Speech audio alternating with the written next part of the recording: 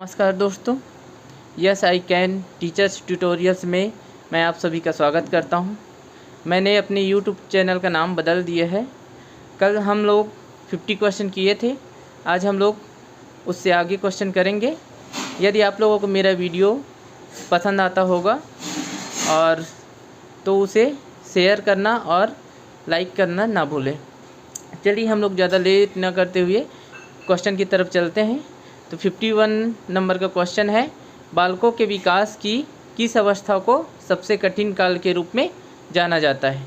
ए शैशवावस्था, B बाल्यावस्था, सी किशोरावस्था, D प्रौढ़ावस्था।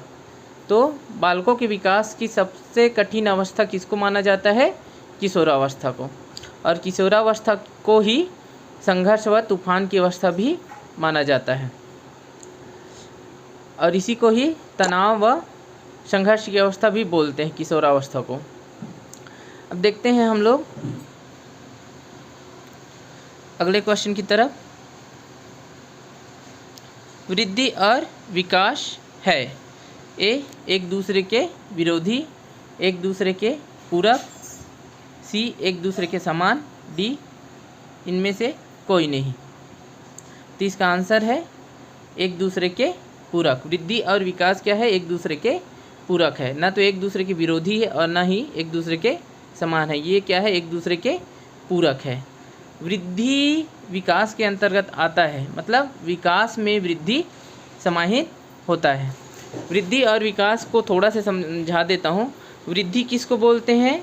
कि हमारे बच्चे के शारीरिक अंगों में वृद्धि को ही वृद्धि बोलते हैं, है ना। बच्चे के शारीरिक अंगों का बढ़ना, ये क्या है? वृद्धि है। और विकास क्या है?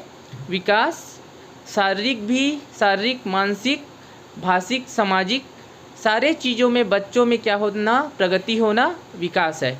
विकास में प्रगतिशीलता होता है और क्रमिकता होता है। मतलब विकास धीरे धीरे होता है, निरंतर चलते रहता है। विकास जो है जन्म पर्यंत चलते रहता है, जबकि वृद्धि क्या होता है? एक निश्चित आयु के बाद जो है वृद्धि कम हो जाता है, या एक प्रकार से बोले कि बंद हो जाता है। तो जबकि विकास क्या है? निरंतर चलते रहता है। और इसको और एक वो बता सकते हैं कि वृद्धि क्या है? वृद्धि जो है परिमाणात्मक होता है, मतलब वृद्धि को हम लोग माप सकते हैं, जबकि विकास की प्रक्रिया को क्या कर सकते हैं? विकास जो है गुणात्मक होता है, विकास को हम लोग नाप नहीं सकते। ठीक, तो चलिए इतना, और अगले क्वेश्चन की तरफ चलते हैं। इसका आंसर होगा एक दूसरे के पूरक। वृद्धि और विकास एक दूसरे के पूरक है। क्वेश्चन नंबर 54, उत्तर बाल्यकाल का समय कब होता है?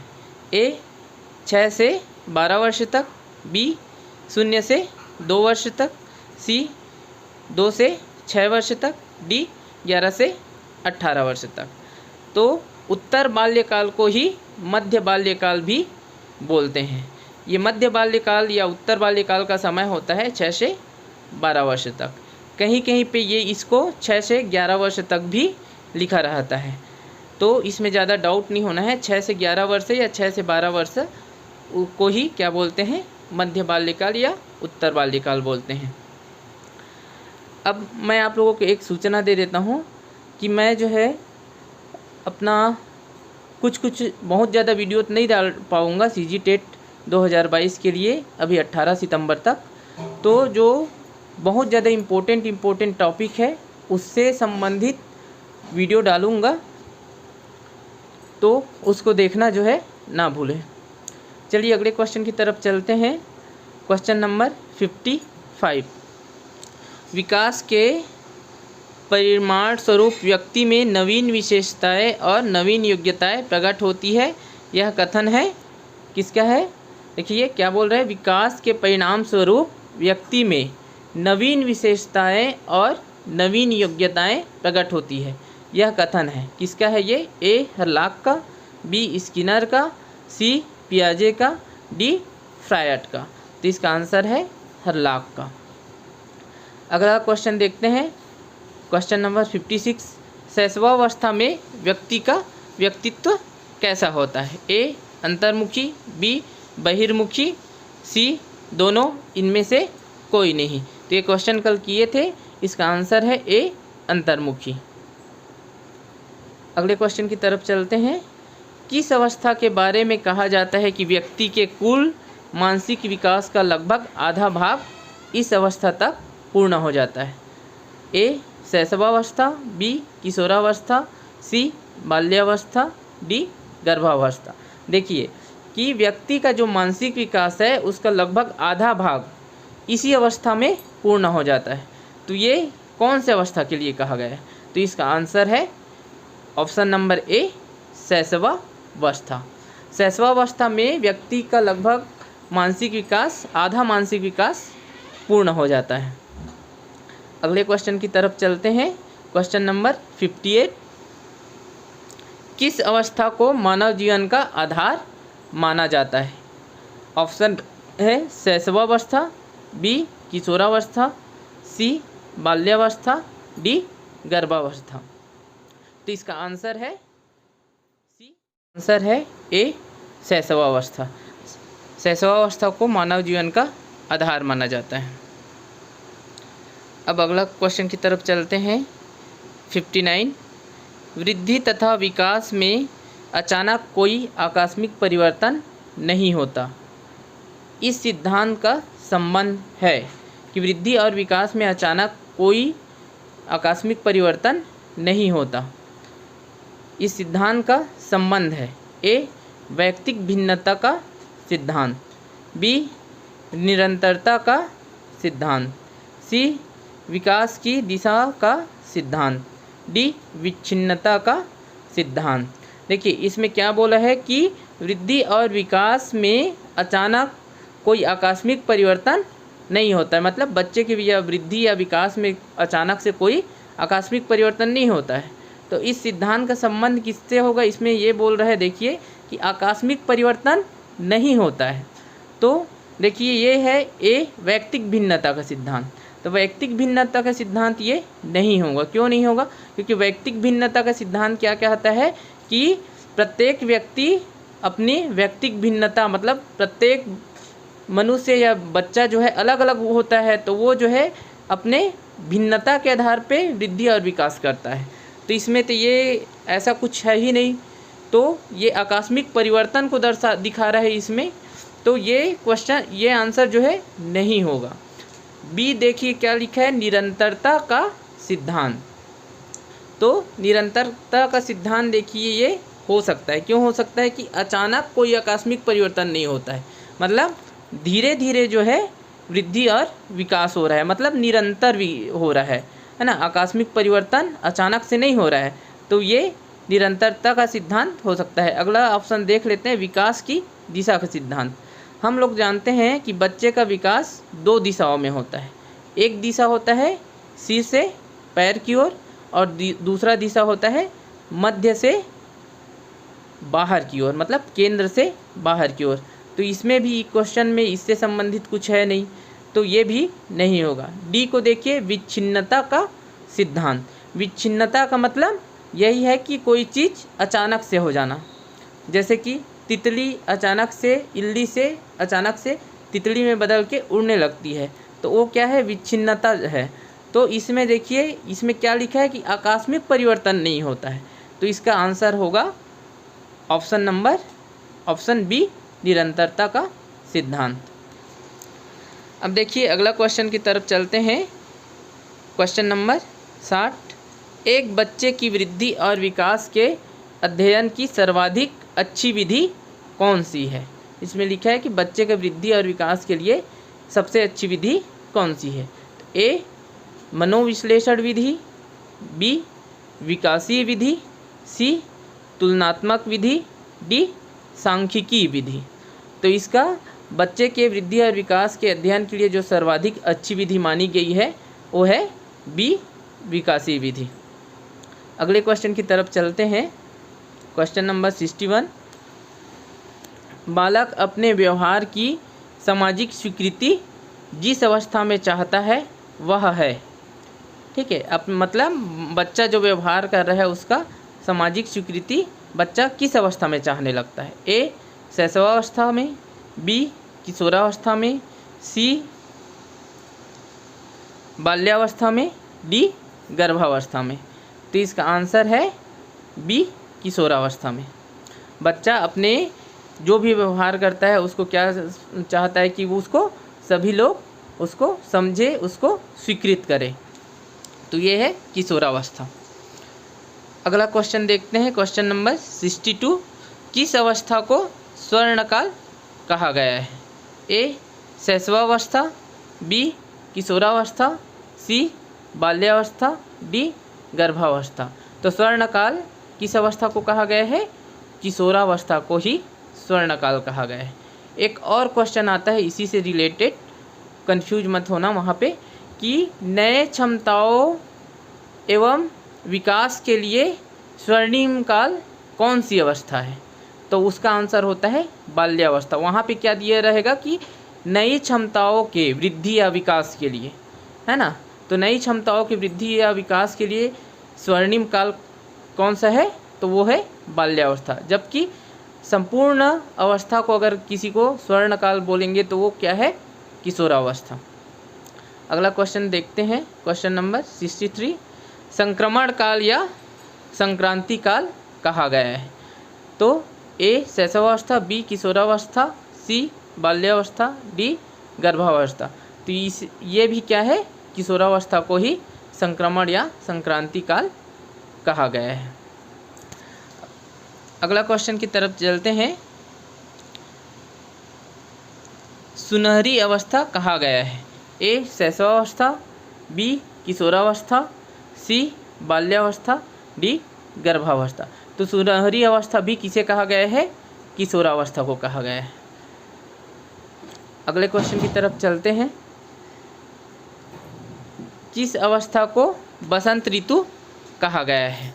ठीक है, तो मैं नामकरण को यहाँ पे दिखा रहा हूँ और थोड़ा जल्दी जल्दी मैं बोलूँगा ताकि आप लोगों के पास भी समय नहीं रहता है और हमारा जो ये वीडियो है जल्दी ख़त्म हो और आप लोगों को भी समय बचे, और क्योंकि टाइम ज़्यादा है नहीं।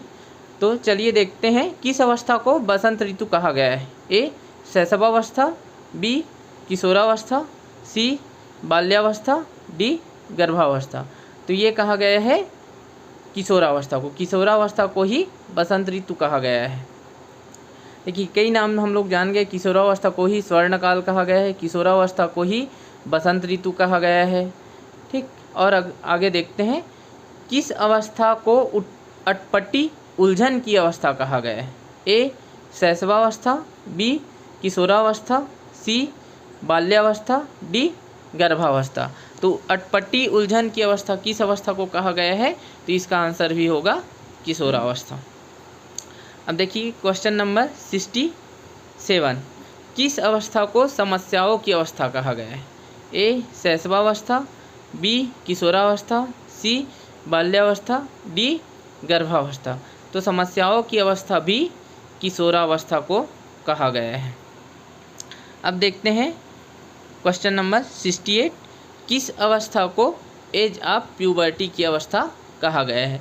तो इसका आंसर भी क्या होगा?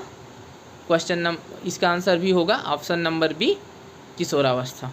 एज ऑफ प्यूबर्टी मतलब यौवनारंभ की अवस्था। क्वेश्चन नंबर 69 देखते हैं। किस अवस्था को एज ऑफ ब्यूटी की अवस्था कहा गया है? ए शैशवावस्था, बी किशोरावस्था, सी बाल्यावस्था, डी गर्भावस्था। तो एज ऑफ ब्यूटी की अवस्था भी किसे कहा गया है? किशोरावस्था को कहा गया है। अगला क्वेश्चन देखते हैं। किस अवस्था को दल भक्ति की अवस्था कहा गया है? ए शैशवावस्था, बी किशोरावस्था, सी बाल्यावस्था, डी गर्भावस्था। तो इसका आंसर है बी किशोरावस्था। अगला क्वेश्चन देखते हैं, क्वेश्चन नंबर 71। आत्मसम्मान व आत्मस्वीकृति की अवस्था है। तो इसका आंसर भी है ए किशोरावस्था। किशोरावस्था में बच्चा क्या करता है? आत्मसम्मान खोजने लगता है और स्वयं की कुछ कर पाने की क्षमता पे क्या होता है? वो अपने आत्म स्वीकृति चाहता है वो। अगला क्वेश्चन देखते हैं, क्वेश्चन नंबर 72। परिवर्तन की अवस्था किसे कहा गया है? तो ये ए बाल्यावस्था, बी गर्भावस्था, सी किशोरावस्था, डी शैशवावस्था। तो इसका आंसर भी है किशोरावस्था। किशोरावस्था को परिवर्तन की अवस्था कहा गया है। अगला क्वेश्चन चलते हैं, क्वेश्चन नंबर 74। किस अवस्था को निर्माण काल की अवस्था कहा गया है? ए बाल्यावस्था, बी गर्भावस्था, सी किशोरावस्था, डी शैशवावस्था। किस अवस्था को निर्माण काल की अवस्था कहा गया है? तो ये है बाल्यावस्था को निर्माण काल की अवस्था कहा गया है। और खिलौने की अवस्था किसको कहा गया है? तो खिलौने की अवस्था जो है पूर्व बाल्यकाल को खिलौने की अवस्था कहा गया है। अगला क्वेश्चन देखते हैं, क्वेश्चन नंबर 75। अमूर्त चिंतन व तार्किक चिंतन की अवस्था। ए बाल्यावस्था, बी गर्भावस्था, सी किशोरावस्था, डी शैशवावस्था। तो देखिए अमूर्त चिंतन व तार्किक चिंतन का विकास किस अवस्था में हो जाता है? तो ये होता है किशोरावस्था में। इसलिए किशोरावस्था को ही अमूर्त चिंतन व तार्किक चिंतन की अवस्था कहा गया है। अगला क्वेश्चन देखते हैं, क्वेश्चन नंबर 76। मूर्त चिंतन की अवस्था है। अब ए बाल्यावस्था, बी गर्भावस्था, सी किशोरावस्था, डी शैशवावस्था। तो मूर्त चिंतन की अवस्था मतलब जिस अवस्था में मूर्त चिंतन का विकास हो, मूर्त रूप से ज़्यादा बच्चा सोचे, मतलब मूर्त चिंतन या मूर्त रूप से किस अवस्था में बच्चा ज़्यादा सोचता है? तो वो है बाल्यावस्था। मतलब इसका आंसर हो जाएगा ए बाल्यावस्था। अगला क्वेश्चन देखते हैं, तनाव व दबाव की अवस्था है। तो तनाव व दबाव की अवस्था कौन सा है? ए बाल्यावस्था, बी गर्भावस्था, सी किशोरावस्था, डी शैशवावस्था। तो किस अवस्था में सबसे ज़्यादा बच्चा जो है तनाव व दबाव महसूस करता है? तो वो है किशोरावस्था। इसका आंसर होगा किशोरावस्था। अब क्वेश्चन नंबर 78 है, व्यक्तिगत व घनिष्ठ मित्रता की अवस्था है। ए बाल्यावस्था, बी गर्भावस्था, सी किशोरावस्था, डी शैशवावस्था। तो इसका आंसर होगा व्यक्तिगत व घनिष्ठ मित्रता बोला है। मतलब कि मित्रता होता है लेकिन उस अवस्था में क्या होता है? घनिष्ठ मित्र होता है, मित्र के प्रति वो घनिष्ठता रखता है। तो इसका आंसर भी क्या होगा? सी किशोरावस्था। अगला क्वेश्चन देखते हैं, स्थूल संक्रियात्मक अवस्था है। स्थूल मतलब वही मूर्त संक्रियात्मक अवस्था। ए बाल्यावस्था, बी गर्भावस्था, सी किशोरावस्था, डी शैशवावस्था। तो इसका आंसर भी क्या हो जाएगा? ए बाल्यावस्था। स्थूल संक्रियात्मक अवस्था या बोलो मूर्त संक्रियात्मक अवस्था, दोनों कौन सा अवस्था है? बाल्यावस्था है। अब क्वेश्चन नंबर देखते हैं 18। प्रतिद्वंद्वात्मक समाजीकरण का काल है। तो ये भी क्या है? इसका आंसर क्या है? बाल्यावस्था है। ए ऑप्शन बाल्यावस्था। इसका आंसर है ए बाल्यावस्था। अब अगले क्वेश्चन की तरफ चलते हैं। 81 मूर्त चिंतन की अवस्था है। फिर वही क्वेश्चन आ गया है, मूर्त चिंतन की अवस्था कौन सा अवस्था है? बाल्यावस्था। और बाल्यावस्था को ही और क्या बोलते हैं? मिथ्या परिपक्वता का काल। मिथ्या परिपक्वता का काल मतलब बाल्यावस्था। और वो किसने कहा है कि बाल्यावस्था को मिथ्या परिपक्वता का काल किसने कहा है? तो मिथ्या परिपक्वता का काल रास ने कहा है। अगले क्वेश्चन की तरफ चलते हैं, क्वेश्चन नंबर 82। जीवन का सबसे महत्वपूर्ण काल है। ए बाल्यावस्था, बी गर्भावस्था, सी किशोरावस्था, डी शैशवावस्था। तो जीवन का सबसे महत्वपूर्ण काल है डी शैशवावस्था। अगले क्वेश्चन की तरफ चलते हैं, क्वेश्चन नंबर 83। तीव्र शारीरिक विकास की अवस्था है। ए बाल्यावस्था, बी गर्भावस्था, सी किशोरावस्था, डी शैशवावस्था। तो देखिए तीव्र शारीरिक विकास बोला है। तीव्र शारीरिक विकास किस अवस्था में होता है? तो ये है शैशवावस्था। अगर इसी क्वेश्चन को तीव्र शारीरिक परिवर्तन की अवस्था बोलेंगे तो वो कौन सा होता है? किशोरावस्था। और यदि धीमी शारीरिक विकास की अवस्था बोलेंगे तो कौन सा होता है?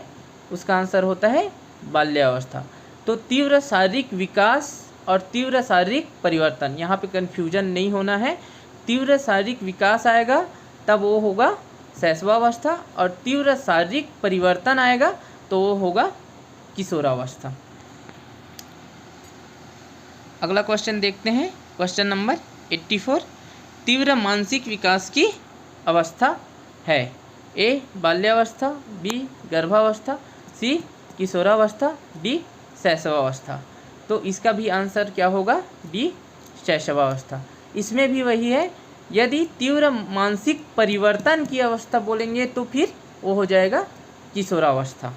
इसीलिए क्या बोलते हैं, तीव्र शारीरिक मानसिक एवं संवेगात्मक परिवर्तन किस अवस्था में होता है, तो वो होता है, उसका आंसर होता है किशोरावस्था।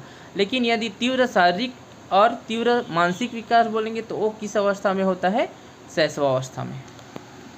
अगले क्वेश्चन की तरफ चलते हैं, क्वेश्चन नंबर 85। तीव्र संवेगात्मक परिवर्तन की अवस्था है। आगे वाले क्वेश्चन में बताया ही हूँ कि तीव्र संवेगात्मक परिवर्तन की अवस्था कौन सा होता है, ए बाल्यावस्था, बी गर्भावस्था, सी किशोरावस्था, डी शैशवावस्था। तो तीव्र संवेगात्मक परिवर्तन की अवस्था है किशोरावस्था। किशोरावस्था में बच्चा जो है अपने संवेगों में कंट्रोल नहीं कर पाता है, नियंत्रण नहीं कर पाता है। उसका संवेगात्मक परिवर्तन जो है बहुत जल्दी होता है, मतलब वो गुस्सा बहुत जल्दी आ जाता है ना। तो वो उसको क्या बोलते हैं कि किशोरावस्था को तीव्र संवेगात्मक परिवर्तन की अवस्था बोलते हैं। अगला क्वेश्चन देखते हैं, क्षणिक संवेग होता है। क्षणिक संवेग किस अवस्था में होता है, तो क्षणिक संवेग जो है शैशवावस्था में होता है। ए क्षणिक संवेग शैशवावस्था में होता है, ऑप्शन नंबर डी। अगला क्वेश्चन देखते हैं, नए कौशल एवं क्षमताओं के विकास की वृद्धि में स्वर्णिम काल है।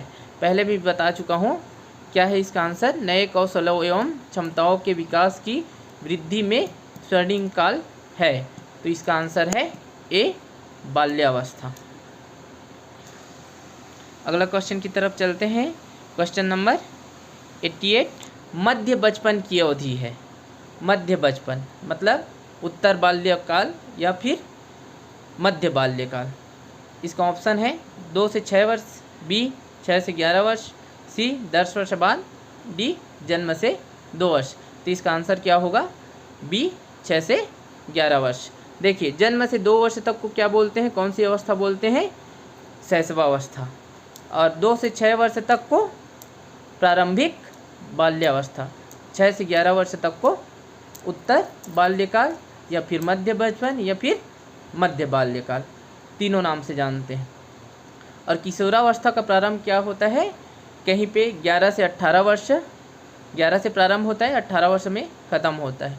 और कहीं पे दे दिया रहता है कि 12 से 18 वर्ष।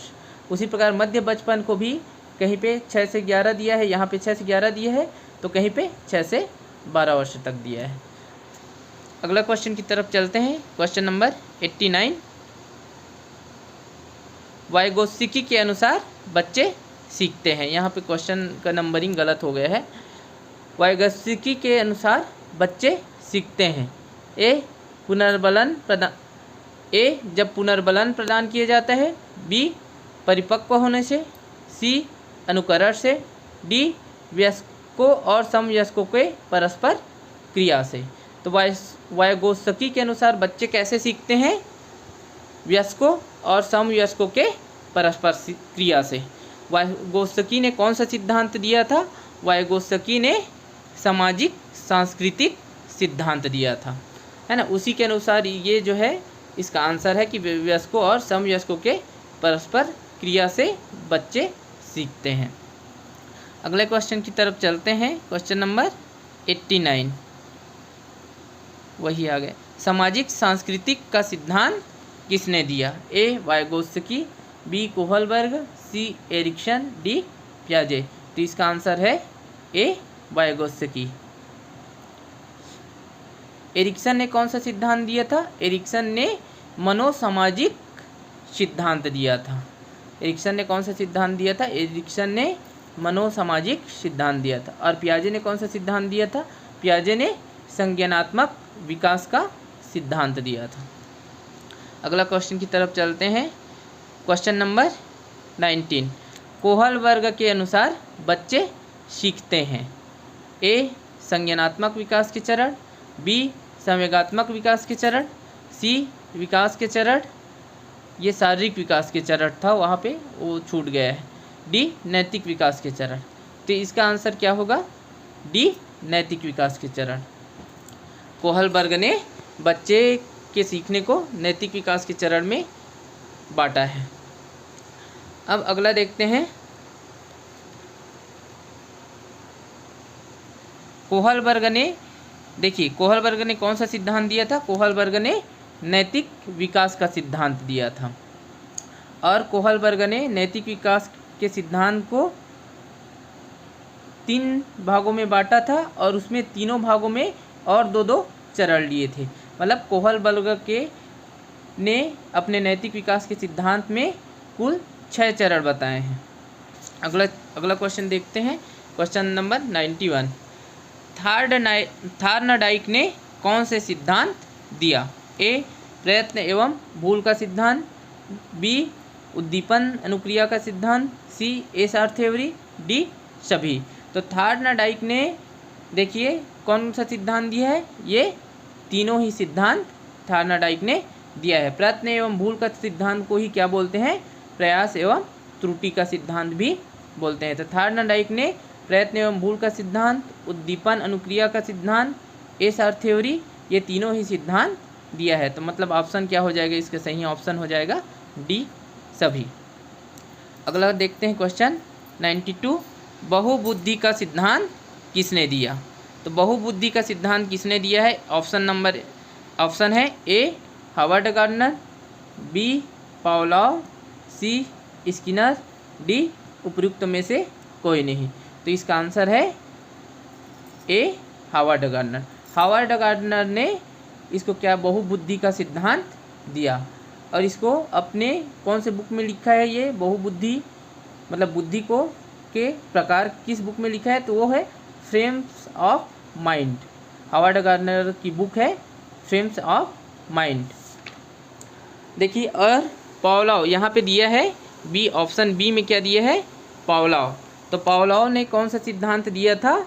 इसने दिया था क्लासिकल कंडीशनिंग थ्योरी, जिसको बोलते हैं शास्त्रीय अनुबंध का सिद्धांत। ये किसने दिया था? पावलोव ने। और स्किनर, इसका ऑप्शन सी में है स्किनर। स्किनर ने कौन सा सिद्धांत दिया था? तो स्किनर ने दिया था क्रिया प्रसूत अनुबंधन का सिद्धांत, जिसको ऑपरेशनल कंडीशनिंग थ्योरी बोलते हैं। तो अगले क्वेश्चन की तरफ चलते हैं हम लोग। क्वेश्चन नंबर 93, किस अवस्था के बच्चे वस्तु स्थायित्व का गुण दर्शाते हैं? ए संवेदी क्रियात्मक अवस्था, बी पूर्व संक्रियात्मक अवस्था, सी मूर्त संक्रियात्मक अवस्था, डी अमूर्त संक्रियात्मक अवस्था। तो देखिए किस अवस्था के बच्चे वस्तु स्थायित्व का गुण दर्शाते हैं? तो उसका आंसर है संवेदी क्रियात्मक अवस्था। अब देखिए पियाजे ने संज्ञानात्मक विकास का सिद्धांत दिया, तो उसमें बच्चे के संज्ञानात्मक विकास को 4 अवस्थाओं में बांटा। पहला अवस्था था संवेदी क्रियात्मक अवस्था, दूसरा अवस्था था पूर्व संक्रियात्मक अवस्था, तीसरा अवस्था था मूर्त संक्रियात्मक अवस्था और चौथा अवस्था था अमूर्त संक्रियात्मक अवस्था। तो संवेदी क्रियात्मक अवस्था को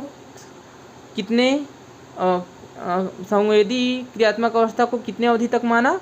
उसने जन्म से 2 वर्ष तक। कितना तक? 2 वर्ष तक।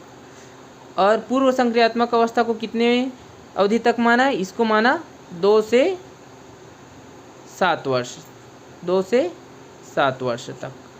और मूर्त संक्रियात्मक अवस्था को कितने वर्ष तक माना? इसको माना 7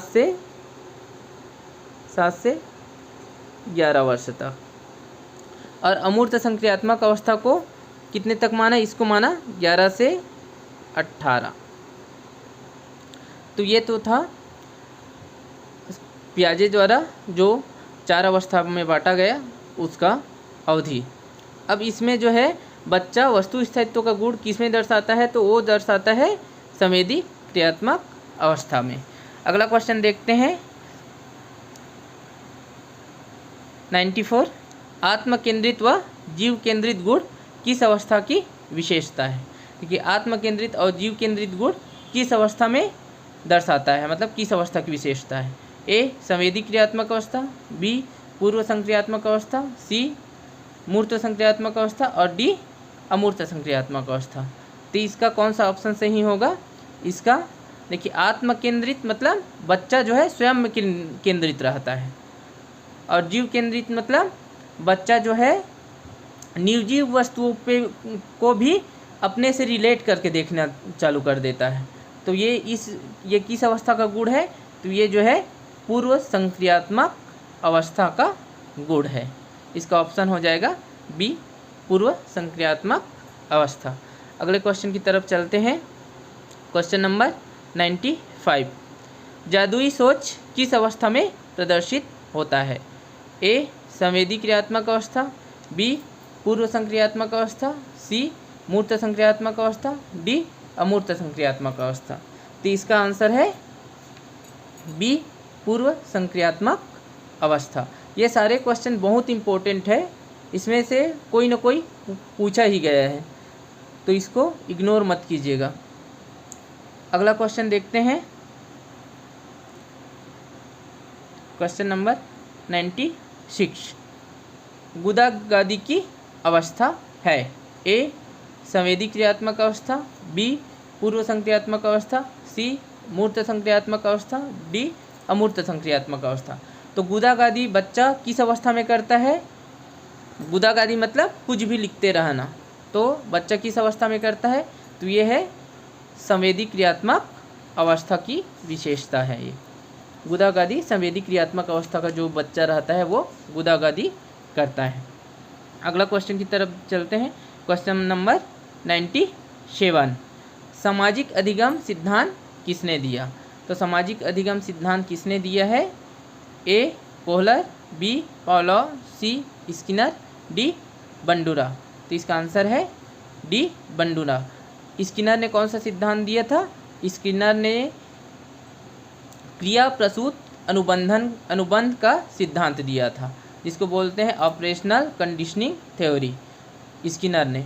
पावलोव ने कौन सा सिद्धांत दिया था। पावलोव ने दिया था शास्त्रीय अनुबंधन सिद्धांत, जिसको बोलते हैं क्लासिकल कंडीशनिंग थ्योरी। कोहलर ने, इसका आंसर है बंडूरा। सामाजिक अधिगम सिद्धांत बंडूरा ने दिया था। अगला क्वेश्चन देखते हैं, अंतःदृष्टि का सिद्धांत किसने दिया। ए कोहलर, बी पावलोव, सी स्किनर, डी जॉन लॉक। ये जॉन लॉक है, तो इसका आंसर है ए कोहलर। क्वेश्चन नंबर 99, बच्चे किस अवस्था में जीववादी सोच दर्शाता है। ए संवेदी क्रियात्मक अवस्था, बी पूर्व संक्रियात्मक अवस्था, सी मूर्त संक्रियात्मक अवस्था, डी अमूर्त संक्रियात्मक अवस्था। तो इसका आंसर है बी पूर्व संक्रियात्मक अवस्था। अब देखिए अगला क्वेश्चन देखते हैं, आज का ये लास्ट क्वेश्चन, किस अवस्था का बच्चा परिकल्पनिक नियमित तर्क का गुण दर्शाता है। ए संवेदी क्रियात्मक अवस्था, बी पूर्व संक्रियात्मक अवस्था, सी मूर्त संक्रियात्मक अवस्था, डी अमूर्त संक्रियात्मक अवस्था। ये सारे क्वेश्चन आए हुए हैं ना। तो देखिए परिकल्पनिक निगमित तर्क कौन सा अवस्था का बच्चा दर्शाता है।